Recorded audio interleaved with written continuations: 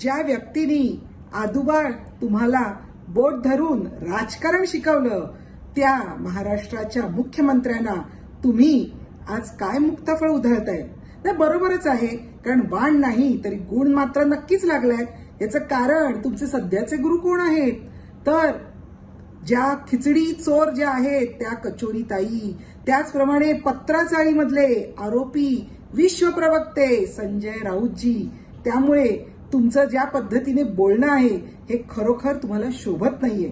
तुम्हाला खरं तर नीचपणा म्हणजे काय हे जर ऐकायचं असेल तर मी तुम्हाला विचारू इच्छिते की दिशा सालियनच्या संदर्भात तुम्ही केलात त्याला नीचपणा म्हणतात. सुशांत राजपूत याची ज्या पद्धतीने हत्या झाली आणि त्यानंतर जे काही राजकारण झालं त्याला नीचपणा म्हणतात.